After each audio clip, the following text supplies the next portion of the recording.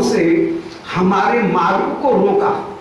आज ये पंच प्राण इस शरीर को छोड़कर के बाहर जाना चाहते हैं। प्यारे, तेरी भुजाएं किस काम में आएंगी? आज इन बहिर निःसृत जो प्राण हैं उनको तू अपने हाथ के द्वारा, अरे महाभुज, अपनी भुजाओं के द्वारा हमको अपने वक्षस्थल से लगा लेगा तो ये प्राण कहीं हृदय में विराजमान रहेंगे, अन्यथा ये प्राण हृदय में विराजमान नहीं रहेंगे, इस शरीर से निकल जाएंगे। सुक्वास महाभुजो, अरे महाभुज, लंबी भुजा वाले इन प्राणों को धैर्य प्रदान कर, धैर्य प्रदान कर।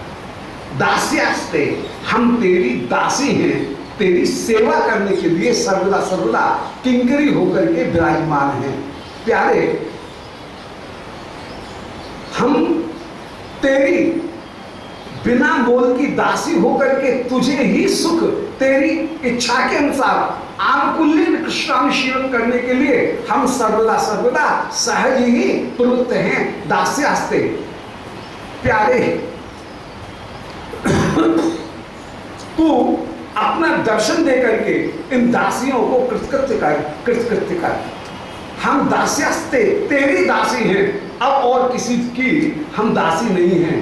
धर्म लोग इन सब के दासी का त्याग करके अब एकमात्र तेरी दासी होकर के ही विराजमान, और दासी की दास्यता की सबसे ज्यादा सार्थकता इसी में है तो उसका स्वामी उसके द्वारा दी गई सेवा को, की गई सेवा को स्वीकार करे और उससे आनंदित हो।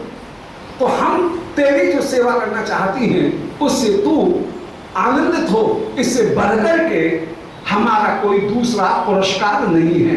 तो दास्यास्ते, और इस समय तो हम अत्यंत अत्यंत कृपण हो रही हैं। कहाँ को मिलन में प्यारे तू हमारा है, यह मदीयता भाव धारण करके हम सर्वदा टेढ़ापन, बामता धारण करके विराजमान होती थी, परंतु आज दासी होकर के मदीयता भाव रखना तो बड़ा दूर की बात है, हम त्वदीयता भाव भी नहीं रख पाती हैं। हम तेरी हैं, यह भाव भी हम धारण कर सकने में समर्थ नहीं है। ये त्वदीयता भाव भी बड़ा दूर, अब तो दासी भाव रखना ये भी हमारे लिए दुर्लभ हो गया है, दुर्लभ हो गया है। दास्यास्ते, प्यारे, हम तेरी दासी हैं, हमारी प्रेम सेवा स्वीकार कर लेगा तो हमारा जीवन कृतकृत्य हो जाएगा। हमारी तनिक सी सेवा स्वीकार कर ले, इतने नहीं हम कृतकृत्य हो जाएंगे। कृपणायामी, इस समय हाय मेरे पास में कोई दूसरा साधन नहीं है, मेरे पास में सखी नहीं है, ये अर्धरात्रि का समय है, निर्जन ये वन है, हाय इस समय तेरे अतिरिक्त मेरी सेवा, मेरी रक्षा करने वाला और कौन होगा। इसलिए कृपणायामी, दीन दुखी के ऊपर तो तू जल्दी कृपा करता है, इसीलिए भक्तगण तेरे सामने आलम्बन की उत्कृष्टता और आश्रय अपनी दीनता का भक्तगण सर्वदा सर्वदा वर्णन करते हैं। आज मैं तेरे सामने अपनी दीनता का रोना इसीलिए रो रही हूं कि तू कृपालु है, और कृपालु को किसी दीनहीन के ऊपर दया जल्दी उत्पन्न हो जाती है। तो कृपणायामी सखे दर्शन सन्निधि, प्यारे तू हमारे सामने उपस्थित होकर के हमको अपना सन्निधि मात्र दिखा दे, तेरी सामने उपस्थित होना यही हमारे लिए सब कुछ हो जाएगा। इस प्रकार श्री किशोरी जी एकदम उस समय सुद्यति पतित स्म, ऐसा कहकर के तड़फड़ा करके पृथ्वी के ऊपर भी गिरती हैं। बेपते, कभी कामदेव को सामने खड़ा हुआ देख करके पंचबाण का प्रहार करते हुए जैसे कांप रही हैं। बोल प्यारे देख, यह विरह हमको व्याकुल कर रहा है, तू यदि सामने नहीं होगा तो ये विरह हमारा नाश ही करते हुए विराजमान हो जाएगा। तो बेपते माने कांपती हुई भी विराजमान है। अश्रु भी स्वम अभिषिंचती ग्राम, नेत्रों की धारा उस समय श्री राधिका के नयनों से, मेरी स्वामी के नयनों से अपूर्ण रूप से फैलती है और वे अपने घर को आंसुओं से भिगोती हुई विराजमान होती हैं। तो अश्रु भी स्वम अभिषिंचित ग्राम, अपने घर को अभिषिंचित करते हुए आंसुओं से भिगोते हुए श्री राधिका विराजमान हो रही हैं। उस समय आंसुओं की धारा बह रही है। सा प्रविश्य न भवन मुखेन्दुना प्राप शीतले तुम स्वलोचने।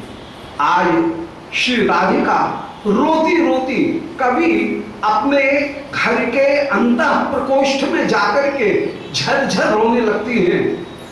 यदि कोई सखी पूछती है कि अरे सखी क्यों रो रही है, उस समय अपने भाव की अभिव्यक्ता करते हुए, भाव को छिपाते हुए कहती हैं, बोले अरे सखी ये धुआं मेरी आंखों में लग गया। ऐसे कभी रसोई घर में जाकर के धुआं की छलना से रंधन गृह में जाकर के श्री राधिका रुदन करती हुई विराजमान होती हैं। नरोत्तम ठाकुर महाशय अपनी प्रार्थना में कह रहे हैं, उस भाव दशा का वर्णन कर रहे हैं श्री राधिका की, कि रसोई घर में जाकर के अभिव्यक्ता धारण करते हुए कह रही हैं कि धुआं आंखों में लग गया। अपने भाव को छिपाने का प्रयत्न कर रही हैं, परंतु सखी जब हंसती हुई कहती है, बोले अरे धुआं तुझे ही लगेगा, हमें तो बिल्कुल नहीं लग रहा है, यहाँ तो धुआं है ही नहीं कहीं, अब कहाँ है धुआं। उस समय जब कोई बहाना नहीं बना पाती है, सखी कहती है कि अरे सखी अपनी सखी से वंचना करना उचित नहीं है, सखी तेरे हृदय में क्या भाव है उसे बता दे। उस समय श्री विशाखा के गले से लग करके कह रही हैं कि अरे सखी अब इस जीवन का उदाहरण करके क्या करूंगी। और श्री विशाखा अत्यंत व्याकुल हो जाए और उस समय श्री ललिता विशाखा श्री रूप मंजरी जी को जैसे भेज रही है, वहां श्याम सुंदर के पास में भेज रही है। तो सा प्रविश्य न भवन मुखेन्दुना प्राप शीतले तुम स्वलोचने। सा प्रविश्य राधिका ने अपने घर के अंतः प्रकोष्ठ में रसोई में भी प्रवेश करके जिस समय आपके मुख का दर्शन नहीं किया, तो आपके मुखेन्दुना मुख चंद्रमा का दर्शन न करके प्राप शीतले तुम स्वलोचने, श्री राधिका अपने नेत्रों को शांत कर सकने में समर्थ नहीं हो रही हैं। ऐसी श्री राधिका की अपनी स्वामी की सब विकल दशा का श्री रूप मंजरी जी ने उस समय श्याम सुंदर के साथ में वर्णन किया है। श्री राधिका उस समय मन ही मन में कह रही है कि हा सखी जन बचो नृतम मन त्वं मृदामृत समम वृथा कुर्था।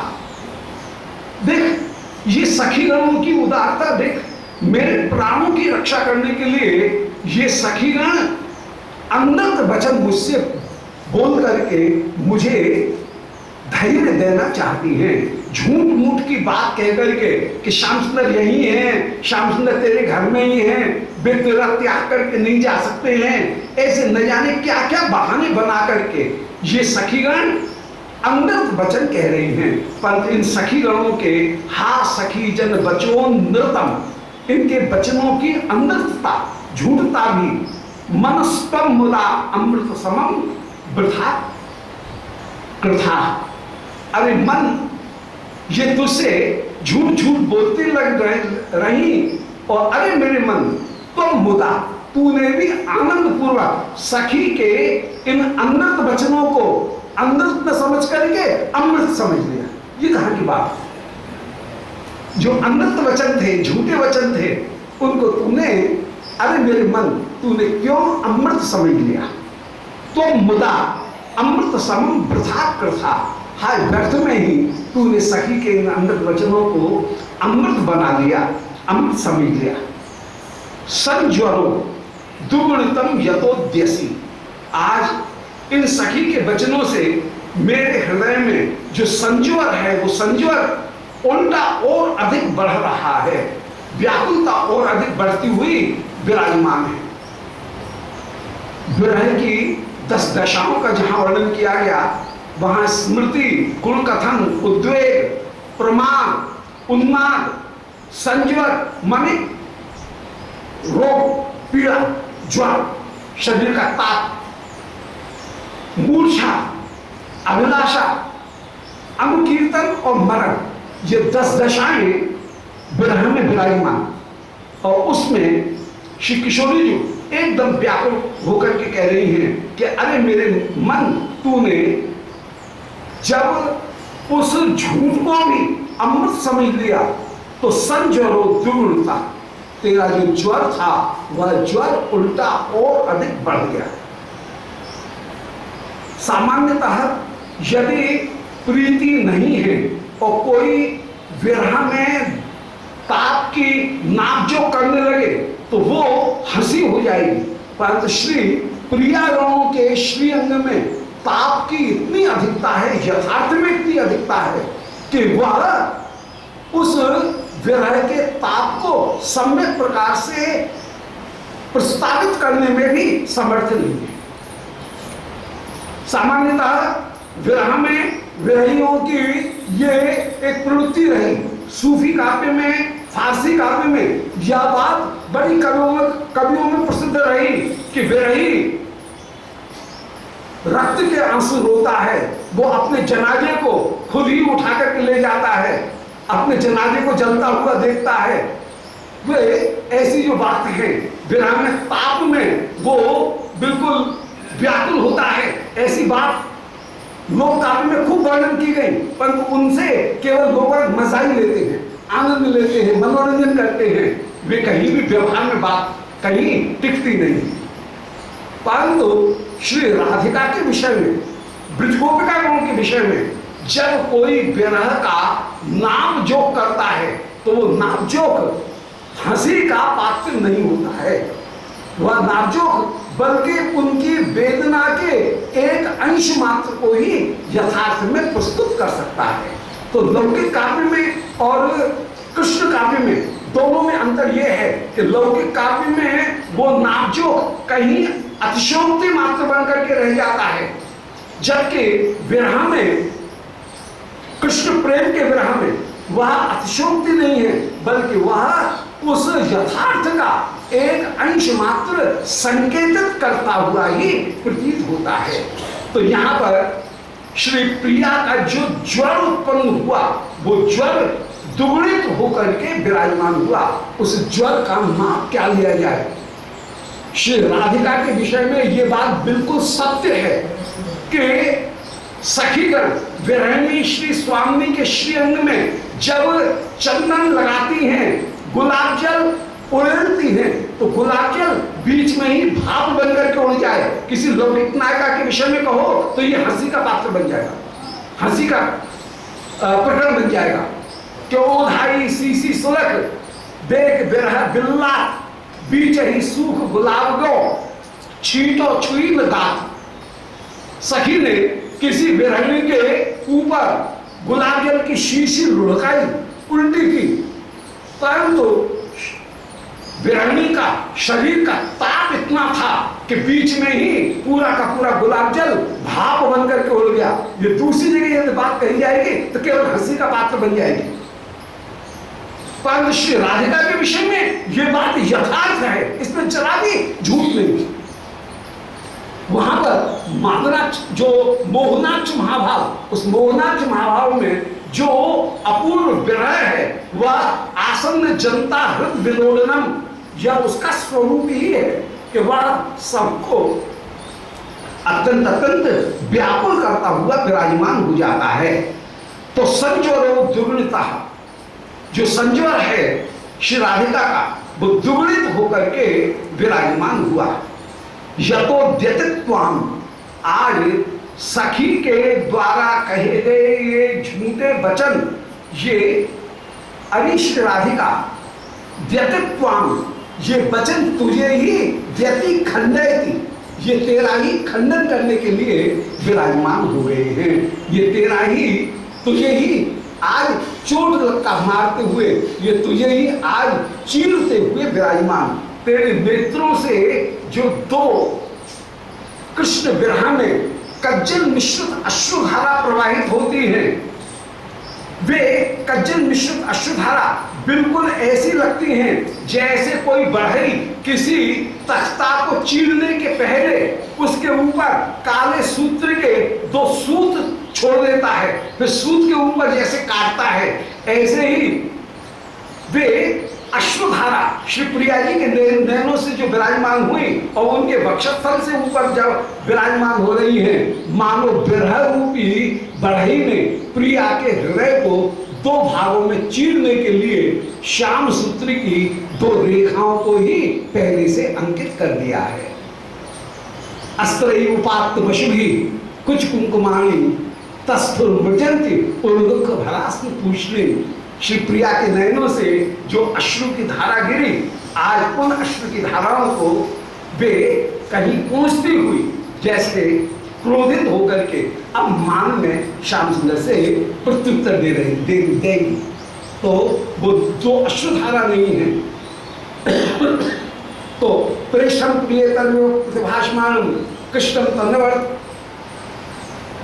जो तरल से विनिवर्तित आशा श्याम सुंदर के मिलन की आशा जिनकी विनिवृत्त हो रही है, उनके नेत्रों के आंसू नेत्रों से कपोल से विराजमान होकर के उत्तुंग वक्षस्थल के ऊपर जो श्याम अश्रु की धारा गिरती है, वो मानो आज विरह रूपी बाधानिक ने, विरह रूपी किसी बढ़ई ने इन गोपियों के हृदय को दो भागों में बांटने के लिए ही श्याम सूत्र की दो रेखाएं जैसे सूत छोड़ दिए हों और उनसे इनके हृदय को काटने के लिए प्रस्तुत हो रहा है। सो आज संचरो द्विगुणित हो जाता है, आज इनका जो विरह वो द्विगुणित होकर के विराजमान होता।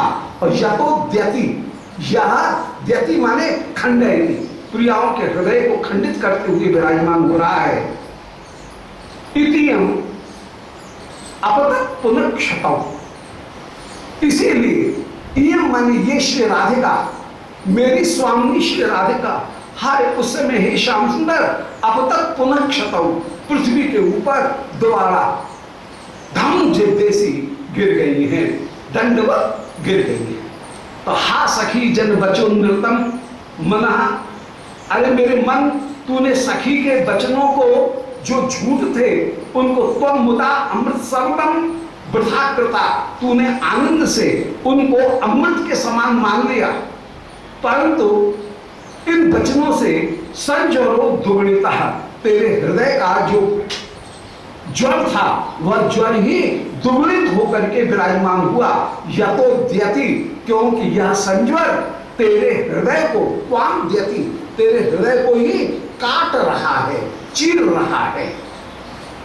इति इयम अब तक पुनः क्षतम, ऐसा विचार करते हुए श्री राधिका पुनः पृथ्वी के ऊपर हा प्राणनाथ कहकर के मूर्छित होकर के गिर पड़ती है। श्याम सुंदर आपकी इस कठिनाई का, इस निष्ठुरता का मैं कहां तक वर्णन करूं। अब तो आप निष्ठुरता का त्याग कीजिए, त्याग कीजिए, जल्दी से हमारी सखी को अपना दर्शन दीजिए। ऐसा कहकर के श्री रूप मंजरी जी श्याम सुंदर को मना रही है, दौत्य करती हुई विराजमान है। किशोरी जी के वचनों को ही श्याम सुंदर को सुनाती हुई वो दूती कह रही है कि त्वाम धिकस्तो रहितम स्वबंधना। किशोरी अपने मन के को कहीं धिक्कारती हुई कह रही है, परम भाग्यवती है, परंतु रस की एक ऐसी विशेषता है कि जो जितनी भाग्यवती है वो अपने आप को उतनी ही दुर्भागा मानती है और किसी के ऊपर तनिक सा कृष्ण की कृपा है उसको अत्यंत आदर देती है। महाभाव में, मादना के भाव में ये विशेष रूप से दो लक्षण प्राप्त होते हैं कि कृष्ण कृपा गंध मात्र की स्तुति और परम सौभाग्यवान होने पर भी अपने आप की निंदा। ये महाभाव के, मादनाक्ष महाभाव के ये दो विशेष गुण।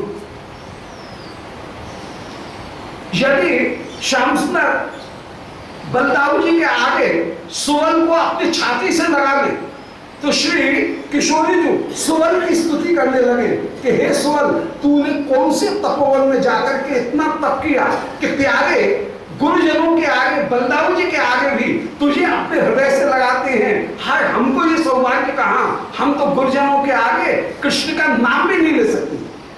तो कृष्ण कृपा गंध यदि किसी में है तो उसके प्रति आदर की भावना, और परम सौभाग्यवती होकर के भी अपने आप के लिए अत्यंत हीनता की भावना, और ऐसी हीनता की भावना कि ये कह रही है कि हाय विधाता, तूने मुझे गोपी क्यों बनाया, मुझे तैने पक्षी क्यों नहीं बना दिया। यदि मेरे पंख होते तो अभी इन पंखों से उड़ करके श्याम सुंदर आकाश में विराजमान है। आकाश में है श्याम घटा, और श्याम घटा को ही कृष्ण समझ करके ये पक्ष द्वयी मिच्छति, कहीं पंख की अभिलाषा करने लगती है, और पंख की अभिलाषा करते करते अपने केश, उन केशों को भी खोल लेती हैं। चोटी जो बधी हुई है, गुथी हुई है, उस चोटी को खोल करके बालों को फैला देती है कि कदाचित मेरे केश यदि पंख बन जाएं तो इन केशों के सहारे ही उड़ करके प्यारे के कंठ को ग्रहण कर लें। श्री नरोत्तम ठाकुर महाशय कह रहे हैं कि इस कृष्ण